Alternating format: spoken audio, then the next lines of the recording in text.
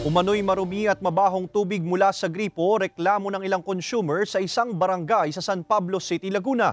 Alamin yan sa report ni Denise Abante.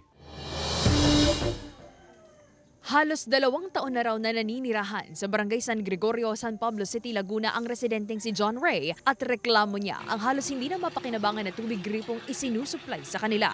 Kasi unang-una mabaho, pangalawa putik yung lumalabas, pangatlo kahit mag-filter ka, yung filter mo na ilalagay siguro 2 to 3 hours, magiging itim na. Ganyan po kadumi ang tubig dito. Matagal na raw problema ng mga residente ng Barangay San Gregorio ang tubig na isinusupply ng Prime Water Infrastructure Corporation sa kanilang lugar. Hindi magamit pagluluto. Sa paglalaba, ang puti mo naninilaw. Nangangamba na rin sila ngayon para sa kanilang kalusugan dahil sa maruming kalidad ng tubig. Hindi talaga potable yung water dito. So nakakatakot gamitin, lalo na sa akin, may baby ako. Ayon sa National Water Resources Board o NWRB, walang kaukulang water permit at Certificate of Public Convenience ang Prime Water sa Barangay San Gregorio sa San Pablo City. Paglabag daw ito sa Section 15 ng Public Service Act.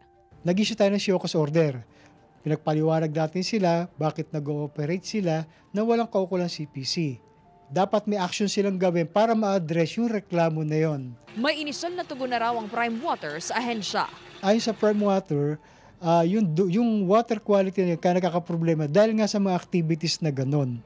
Yung scheduled maintenance, flushing, linis ng tangke, nakakapagdulot din yan ng mga dumi sa pipelines, nakakarating hanggang sa bahay-bahay. Magpapatuloy ang investigasyon ng NWRB habang pinoproseso ang aplikasyon ng Prime Water para sa kanilang mga permit. Sinubukang makipag-ugnayan ng GMA Regional TV, Balitang Southern Tagalog sa Prime Water Infrastructure Corporation para makuha ang kanilang panig pero wala pa silang tugon.